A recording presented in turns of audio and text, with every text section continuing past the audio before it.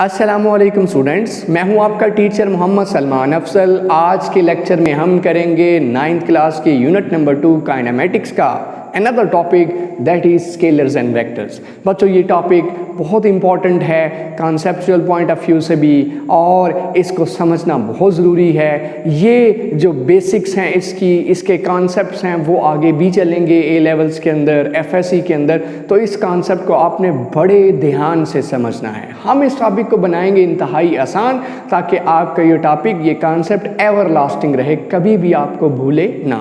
तो बच्चों, what are scalars and vectors?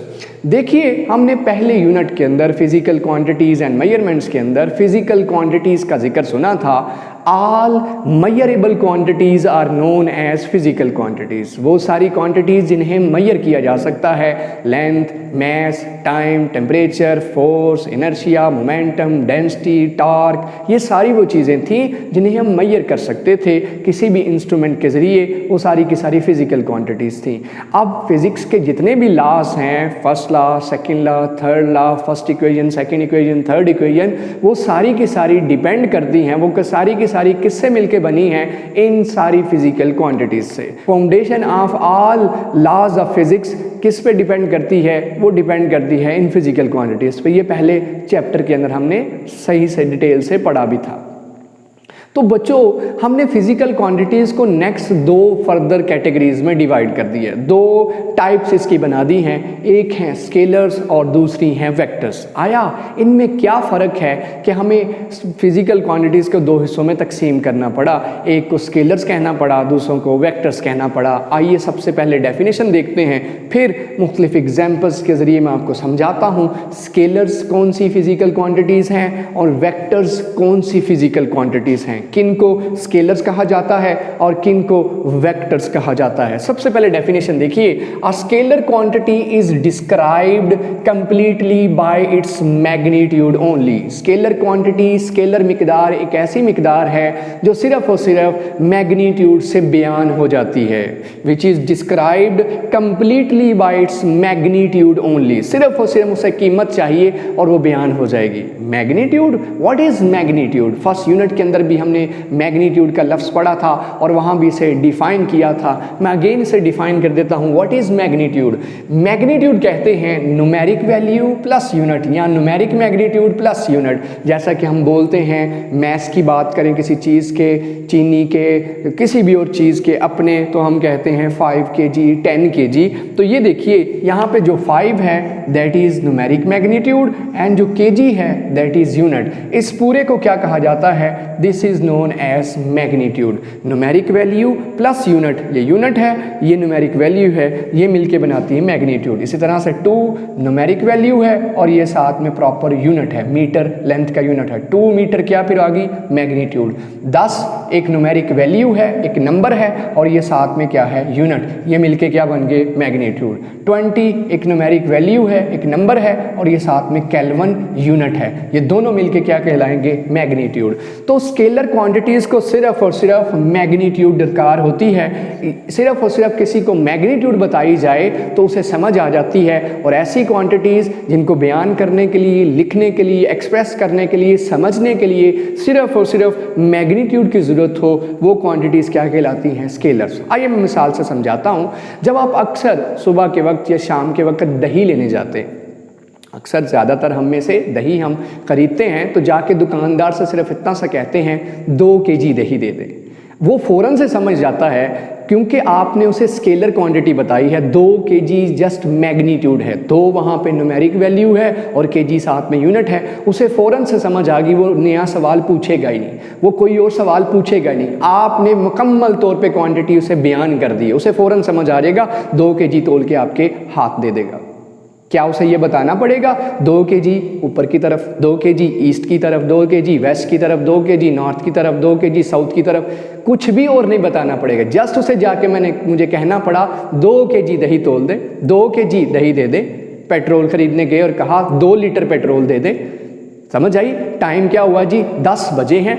10 AM है, 10 सेकंड हुए हैं, 10 मिनट हुए हैं, टेम्परेचर 20 केल्विन है, 50 केल्विन है। जस्ट एक ही क्वांटिटी से, एक ही चीज़ से मुकम्मल तौर पे मुझे समझ आ गई कि किस चीज़ की बात हो रही है। डिस्टेंस की, हाइट की बात कर लेता हूँ, मिसालों में हाइट भी आएगी। मैं हाइट अपनी मेजर करता हूँ, मैं कहता हूँ मेरी हाइट है 5 फीट 11 इंच, 5.11। तो क्या मुझसे कोई और सवाल पूछेगा कि भाई हाइट तुम्हारी किस तरफ है, दाईं साइड, बाईं साइड, ऊपर की साइड, नीचे की साइड? ऑफ कोर्स हाइट कदमों से मेजर करना शुरू की और यहाँ तक हाइट होगी। क्लैरिटी है, हर किसी को पता है। सो जस्ट एक क्वांटिटी से अगले बंदे को मेरे इस कही हुई बात की समझ आ गई। और ऐसी क्वांटिटीज़ जिसमें सिर्फ और सिर्फ एक हमें चीज़ दरकार हो, और वो चीज़ कौन सी है? मैग्नीट्यूड, जिससे अगले बंदे को समझ आ जाए। ऐसी क्वांटिटीज़ को क्या कहा जाता है? स्केलर्स कहा जाता है। और रोज़मर्रा ज़िंदगी के अंदर कौन कौन सी क्वांटिटीज़ हैं जिन्हें सिर्फ मैग्नीट्यूड से समझ आ जाती है, या जहां हम सिर्फ मैग्नीट्यूड बोलते हैं और हमें समझ आ जाती है, या किसी को समझाने के लिए हम सिर्फ मैग्नीट्यूड बोलते हैं उसे समझ आ जाती है, वो कौन कौन सी क्वांटिटीज़ हैं? हाइट बेहतरीन मिसाल है। जब भी मैं हाइट मेजर करूंगा, कोई भी मुझे अपनी हाइट बताएगा, मेरा कोई अगला सवाल नहीं होगा। मुझे पता है हाइट उसने अपने स्टेप से नीचे से नोट की है, ज़मीन के साथ फीते का एक सिरा लगाया, यहाँ लगाया, हाइट मेजर की होगी, सिर्फ और सिर्फ बताएगा मेरी हाइट है जी, मेरी हाइट है 5 फीट 11 इंच। 5 फीट 11 इंच मुझे पता चल गया। और इंच साथ में लिखा हुआ ये यूनिट है और ये न्यूमेरिक वैल्यू है। सिर्फ मैग्नीट्यूड से मुझे हाइट की समझ आ गई। लेंथ मेजर करते हुए मुझे कोई और चीज़ बताने की ज़रूरत नहीं है। 2 metre, 3 metre, 4 metre, 10 metre, 100 metre, 100 numeric value और साथ में मीटर यूनिट। तो सिर्फ और सिर्फ मैग्नीट्यूड से मुझे लेंथ की समझ आ गई। ये लेंथ।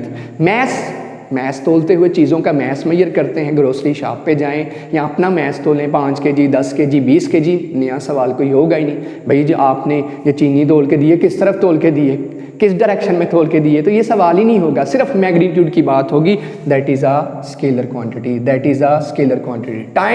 टाइम में जब भी कोई कहेगा भाई 10 मिनट हुए हैं, 20 मिनट हुए हैं, 5 सेकंड हुए हैं, 10 सेकंड हुए हैं, अगला सवाल ही नहीं होगा हमारा। 10 सेकंड, 10 मिनट, सिर्फ मैग्नीट्यूड से मुझे समझ आ गई स्केलर क्वांटिटी। स्पीड की जब भी बात होगी, स्पीड कोई भी कहेगा इतनी स्पीड से मैं जा रहा हूँ, मुझे कोई अगला सवाल ही नहीं आएगा। डिस्टेंस ओवर टाइम हम इस चैप्टर में पढ़ेंगे, that is also a scalar quantity. Volume, कोई मुझे कहे इस कमरे का क्या वॉल्यूम है, मुझे वॉल्यूम मेजर करके दे मीटर क्यूब में या सेंटीमीटर क्यूब में, मेरा कोई अगला सवाल ही नहीं होगा। वर्क भी किसी ने काम किया है, मैं उससे पूछूंगा हाँ भाई किस तरफ काम किया, ऊपर की तरफ, नीचे की तरफ, दाएं की तरफ, बाएं की तरफ? नहीं, work is a scalar quantity. इसके लिए भी मेरा अगला कोई सवाल नहीं होगा। सिर्फ मुझे बताएगा 20 जूल किया जी, 40 जूल किया जी, 50 जूल किया है, ये मेरे पास न्यूमेरिक वैल्यू, ये साथ में यूनिट। डेंसिटी, इस कमरे के अंदर कितने पार्टिकल्स हैं, कितने बंदे मौजूद हैं, दैट इज़ डेंसिटी। और डेंसिटी के लिए अगला सवाल ही कोई नहीं होगा। जस्ट मुझे नंबर कोई बता दे कि इतनी तादाद है, दैट इज़ डेंसिटी। एनर्जी, भाई एनर्जी मेरे पास कितनी एनर्जी है, कितने काम करने की सलाहियत है, कितना मैं सुबह मेरे पास एनर्जी है, शाम को दोपहर को एनर्जी है, सलाहियत है, काइनेटिक एनर्जी है, पोटेंशियल एनर्जी है। तो हम ये एनर्जी भी क्या कहेंगे, that is also a scalar quantity, जिसको एक्सप्रेस करने के लिए, जिसको अगले बंदे को बताने के लिए, मुझे समझ आने के लिए सिर्फ एक चीज़ दरकार है और वो है मैग्नीट्यूड। और मैग्नीट्यूड क्या होती है? न्यूमेरिक नंबर और साथ में यूनिट। जब भी कोई बोलेगा मुझे फ़ौरन से समझ आ जाएगी, मेरे जहन में अगला कोई सवाल ही नहीं आएगा, दैट इज़ स्केलर क्वांटिटी। लेकिन दूसरी तरफ फिजिकल क्वांटिटीज की एक दूसरी टाइप भी है और वो है वेक्टर्स। वेक्टर्स में क्या डिफरेंस है स्केलर से? देखिए, इन्हें एक और चीज चाहिए होती है। ये सिर्फ और सिर्फ मैग्नीट्यूड से एक्सप्लेन नहीं हो पाती। सिर्फ मैग्नीट्यूड बोल देने से, कह देने से मुझे इनकी समझ नहीं आएगी। So a vector quantity is described completely by magnitude and direction. यहाँ एक चीज का इजाफा है, दैट इज डायरेक्शन। बिल्कुल सेम आपके सामने डेफिनेशन है। यहाँ फ़र्क क्या है? ओनली की बजाय साथ में हमें क्या चाहिए? डायरेक्शन भी चाहिए। वेक्टर क्वांटिटीज़ वो हैं जिन्हें बयान करने के लिए, डिस्क्राइब करने के लिए, एक्सप्लेन करने के लिए, समझने के लिए, समझाने के लिए दो चीज़ें चाहिए, एक मैग्नीट्यूड, और मैग्नीट्यूड आप जानते हैं न्यूमेरिक नंबर, और साथ में यूनिट, इसको मैग्नीट्यूड कहा जाता है। और साथ में दिशा, डायरेक्शन भी बतानी पड़ती है, सिमत भी बतानी पड़ती है, north, south, east, west, up, down, left, right, ये बताना पड़ेगा, अदरवाइज समझ ही नहीं आएगी। समझ ही नहीं आएगी क्या बात हो रही है, किस तरफ लगाना है, क्या करना है। वेक्टर क्वांटिटी कंप्लीटली डिस्क्राइब ही नहीं हो पाती डायरेक्शन के बगैर। डायरेक्शन है, मैग्नीट्यूड नहीं है, फिर भी कोई मसला ही मसला है, फिर भी समझ नहीं आएगी। ये तो मस्ट है अगर ये भी साथ चाहिए हो तो वेक्टर, अगर ये नहीं चाहिए तो फिर स्केलर्स हैं। अब मैग्नीट्यूड की डेफिनेशन पहले बता चुका हूँ। डायरेक्शन क्या होती है? डायरेक्शन रूटीन में हम क्या यूज़ करते हैं? नॉर्थ, साउथ, ईस्ट, वेस्ट, ये डायरेक्शंस हैं। इसी तरह वो डायरेक्शंस भी यूज़ करते हैं, लेफ्ट, राइट, अप, डाउन, हम ये भी लफ्ज़ यूज़ करते हैं डायरेक्शन के लिए। आइए डिफरेंट एग्जाम्पल से देखते हैं यहाँ डायरेक्शन का मतलब क्या है।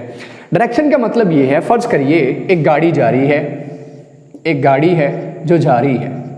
अब इसकी वेलोसिटी की बात कर लें, जो कि एग्जाम्पल है वेक्टर की।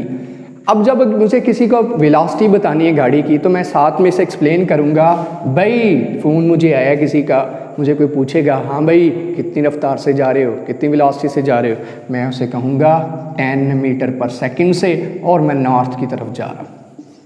10 मीटर पर सेकंड से मैं साउथ की तरफ जा रहा हूँ, 10 मीटर पर सेकंड से ईस्ट की तरफ जा रहा हूँ। सो ये मैग्नीट्यूड और ये साथ में डायरेक्शन, उसे फ़ौरन समझ आ गएगी ये किस तरफ आ रहा है। फ़ौरन से वो मैप खोलेगा, उसे पता चलेगा ये तो मेरी तरफ ही आ रहा है, ये तो हमारे यहाँ ही आ रहा है, यहाँ से पता चलेगा वेलोसिटी मीटर पर सेकंड में होती है। इसी तरह मैं इसकी बेहतरीन मिसाल एक देना चाहूँगा। फ़र्ज़ करिए आप जिस इलाके में रहते हैं उस इलाके का आपको बेहतरीन पता है।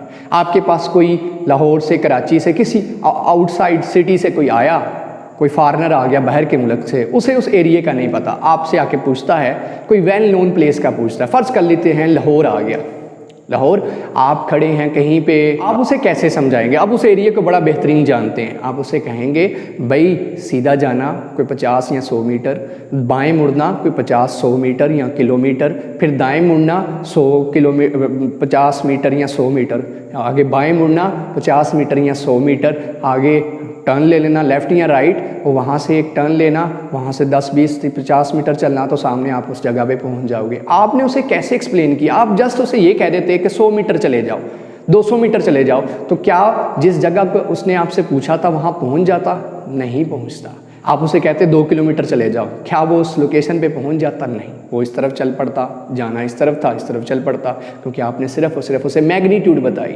आपको उसे डायरेक्शन भी बतानी थी। डायरेक्शन आपने कैसे बताई? Left right, north south. जब उसे कह के भेजा तो वो अपनी एक्चुअल प्लेस पे जहाँ उसे जाना था वहाँ पहुँच गया। तो आपने उसे 2 चीज़ें बताई, 50 मीटर मैग्नीट्यूड, लेफ़्ट राइट जो साथ बताते कि वो डायरेक्शन। जब ये दोनों चीज़ें आपने एक्सप्लेन की तो असल में आपने उसे क्या बताया?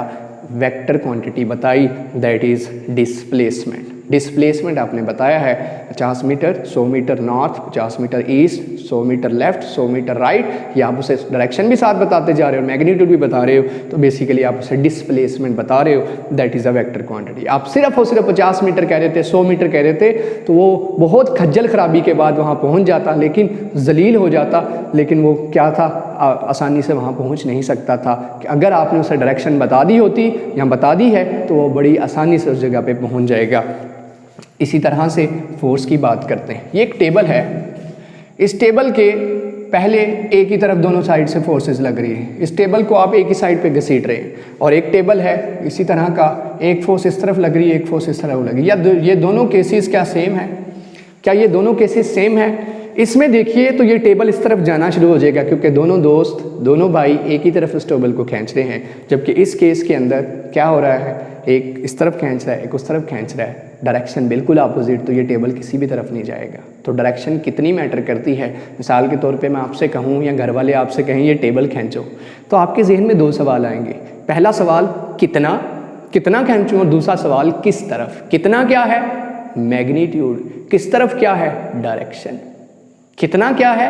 मैग्नीट्यूड। कितना खींचूँ भाई? थोड़ा ज़्यादा, इधर तक, कहाँ तक खींचते हुए आप पूछते हैं, यहाँ रुक जाऊँ, कहाँ तक खींचूँ? मैग्नीट्यूड। किस तरफ खींचूँ? किधर लेके जाना है भाई टेबल को? इधर उधर, दाएं बाएं, ऊपर नीचे, कहाँ लेके जाना है? वो डायरेक्शन। ये दोनों चीज़ें एक्सप्लेन होंगी, तो बेसिकली आप उस पर क्या लगा रहे हो? एक वेक्टर क्वांटिटी। और वेक्टर क्वांटिटी कौन सी है? That is force. Force is a vector quantity. इसको एक्सप्लेन करने के लिए, मुझे आपको बताने के लिए, आपको मुझे बताने के लिए 2 चीज़ें चाहिए, एक मैग्नीट्यूड और दूसरी डायरेक्शन। इसी तरह से momentum, product of mass and velocity, ये भी एक क्या है? वेक्टर क्वांटिटी है, जिसमें वेलोसिटी वेक्टर है और मास स्केलर है, मल्टीप्लाई होने के बाद वेक्टर रिजल्ट आता है। Torque is also vector quantity, cross product of movement arm and force, जब हम पढ़ेंगे चौथे चैप्टर के अंदर से डिटेल से, वो भी एक वेक्टर क्वांटिटी है। सो ये डिफरेंट एग्जांपल्स हैं वेक्टर क्वांटिटीज़ की, और एग्जांपल्स एक्सप्लेन कर देता हूँ। फ़र्ज़ करिए आप यहाँ किसी स्टॉप पे खड़े हैं और आपका दोस्त कहता है मैं तुमसे 10 मीटर दूर खड़ा हूँ, 10 मीटर दूर खड़ा हूँ। अब उसके देखने पे रोड इधर भी जा रहा है, इधर भी जा रहा है, इधर भी जा रहा है, इधर भी जा रहा है, वो इधर को चल पड़ा 10 मीटर, पहुँच जाएगा आप तक? नहीं। इधर चल पड़ा पहुँच जाएगा, इधर चला पहुँच जाएगा, इधर चला पहुँच जाएगा। अगर तो आपने सिर्फ उसे 10 मीटर कहा तो भाई वो उसको तो 6 रास्ते नज़र आ रहे हैं। जैसे क्लॉक टावर है फैसलाबाद के अंदर, वहाँ से आप जानते हैं इधर बाज़ार, इधर बाज़ार, इधर बाज़ार, इधर बाज़ार, सारी तरफ बाज़ार निकलते हैं। तो बच्चों क्या होगा, यहाँ से अगर आप उसे ये बताएंगे कि भाई तुम्हारे राइट साइड पे 10 मीटर चलो, राइट साइड जब आपने कह दिया, डायरेक्शन बता दी, साथ मैग्नीट्यूड बता दी, तो वो आप तक पहुँच जाएगा क्योंकि आपने उसके साथ डायरेक्शन भी बता दी है। सो वो क्वांटिटीज़ जिन्हें बयान करते हुए 2 चीज़ों की ज़रूरत पड़े, मैग्नीट्यूड प्लस डायरेक्शन, उन क्वांटिटीज़ को क्या कहते हैं? वेक्टर्स। ये इसकी बहुत सारी एग्जांपल्स जो हमने डिटेल में डिस्कस की, मैग्नीट्यूड प्लस डायरेक्शन, और यहाँ पे सिर्फ और सिर्फ मैग्नीट्यूड से काम चल जाता है। ये था आज का हमारा टॉपिक जिसमें हमने स्केलर्स और वेक्टर्स को डिटेल से डिस्कस किया। नेक्स्ट टॉपिक में हम इंशाल्लाह वेक्टर्स को डिस्क्राइब करना सीखेंगे, उनको ड्रॉ करना सीखेंगे, डिटरमिन करना सीखेंगे। आज के लिए बस इतना ही। मज़ीद वीडियोस के लिए हमारा चैनल ज़रूर सब्सक्राइब कीजिए, लाइक एंड शेयर करना मत भूलिए, कमेंट बॉक्स के अंदर अपने क्वेश्चन ज़रूर छोड़िए और इसी के साथ इजाज़त चाहूँगा। अल्लाह हाफिज़।